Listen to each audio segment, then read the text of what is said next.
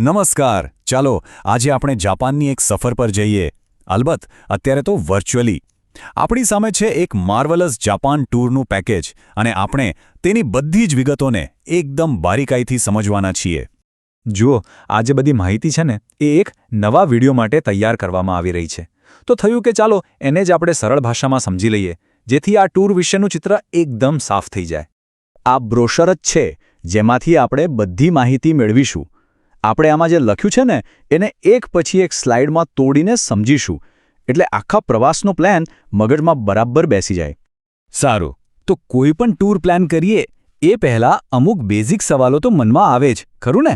જેમ કે ક્યાં જવાનું છે, ક્યારે જવાનું છે, બસ ત્યાંથી જ શરૂઆત કરીએ. તો આ ટૂર છે પૂરા 8 દિવસ અને 7 રાતની. એકદમ પરફેક્ટ સમયગાળો છે જાપાનના બેસ્ટ લોકેશન્સને એક્સપ્લોર કરવા માટે. અને આ 8 દિવસમાં ક્યાં ક્યાં શહેરો ફરવા મળશે?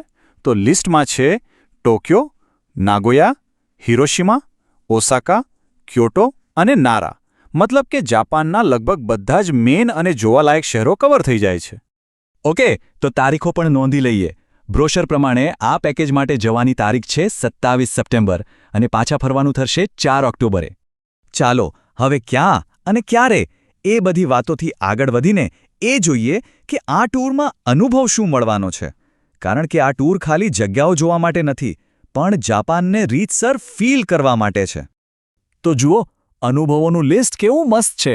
એક તો શિનકાન્સેન, એટલે કે જાપાનની વર્લ્ડ ફેમસ બુલેટ ટ્રેનમાં બેસવાનો મોકો મળશે. પછી આશી તળાવમાં શાંતિથી ક્રૂઝનો આનંદ, હિરોશિમાના પીસ પાર્કમાં ઇતિહાસને સમજવાની તક, અને પેલા વાંસના જંગલની તો વાત જ શું કરવી. આ બધું જ આ ટૂરનો જ એક હિસ્સો છે. અને આ સ્લાઇડમાં એ વાત એકદમ સ્પષ્ટ દેખાય છે. એક બાજુ જાપાનનું આધુનિક સ્વરૂપ અને બીજી બાજુ માઉન્ટ ફુજીની એ કુદરતી શાંત સુંદરતા. આ ટૂર ખરેખર જાપાનના આ બંને રંગો, એટલે કે એની ટેકનોલોજી અને એની પરંપરા બંનેનો અનુભવ કરાવશે. સારું, હવે આવીએ સૌથી અગત્યના સવાલ પર: પૈસા. કોઈ પણ ટ્રીપ પ્લાન કરતી વખતે બજેટ તો જોવું જ પડે ને. તો ચાલો હવે જોઈએ કે આ પેકેજની કિંમત શું છે અને એમાં આપણને શું શું મળે છે. તો આ ટૂરની કિંમત છે પ્રતિ વ્યક્તિ ₹2,09,750. હવે આ રકમ સાંભળીને તરત જ એ જાણવું જરૂરી છે કે આટલા પૈસામાં કઈ કઈ વસ્તુઓ સામેલ છે. હા, પણ એક વાત ખાસ ધ્યાનમાં રાખવા જેવી છે. આ જે કિંમત છે એ ડબલ અથવા તો ટ્રિપલ શેરિંગ બેઝિસ પર છે. મતલબ કે હોટેલનો રૂમ 2 અથવા 3 લોકો સાથે શેર કરવાનો રહેશે. અને હવે આવે છે સૌથી સારી વાત: આ કિંમતમાં મોટાભાગના ટેન્શનવાળા ખર્ચા તો આવી જ ગયા છે. જુઓ, વિઝા ફી, મુંબઈથી આવવા જવાની ફ્લાઇટ ટિકિટ, જીએસટી, ટીસીએસ અને હા, 59 વર્ષની ઉંમર સુધીનો ઇન્સ્યોરન્સ પણ. આ બધું જ પેકેજમાં ઇન્ક્લુડેડ છે. ચાલો હજુ થોડું ઊંડાણમાં ઉતરીએ અને જોઈએ કે બીજું શું શું આ પેકેજમાં સામેલ છે.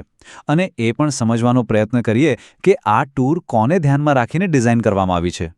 તો આ લિસ્ટ જુઓ, કેટલું કમ્ફર્ટેબલ પેકેજ છે. રહેવા માટે 3 સ્ટાર હોટેલ્સ, ફરવા માટે બધી જ ગાડીઓ અને ટ્રાન્સફર, સાથે એક ટૂર મેનેજર પણ હશે જે બધું સંભાળી લેશે. અને સૌથી મોટી રાહત, કોન્ટિનેન્ટલ બ્રેકફાસ્ટ તો ખરો જ, પણ લંચ અને ડિનરમાં પાક્કું ઇન્ડિયન ફૂડ. વિદેશમાં આનાથી મોટી સુવિધા બીજી કઈ હોય? તો મતલબ લગભગ બધું જ આવી ગયું, પણ કંઈક તો એવું હશે ને જે આમાં સામેલ નથી.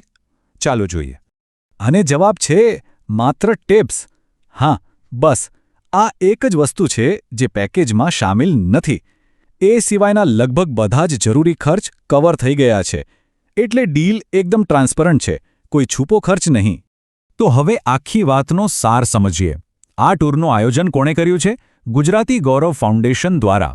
અને બસ આ નામ પરથી જ પેલી ભારતીય જમવાની અને બીજી બધી સગવડોનો આખો કોન્સેપ્ટ ક્લિયર થઈ જાય છે.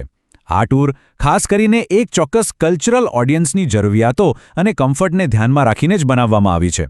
અને આના પરથી એક મોટો સવાલ મનમાં આવે છે: શું આ ટ્રાવેલનું ભવિષ્ય છે? જ્યાં દુનિયાના કોઈ પણ ખૂણામાં જઈએ પણ આપણને આપણા કલ્ચરલ કમ્ફર્ટ્સ પણ સાથે મળે? શું આવા હાઇપર સ્પેશિયલાઇઝ્ડ ટૂર પેકેજીસ જ હવે નવો ટ્રેન્ડ બનશે? વિચારવા જેવી વાત છે નહીં?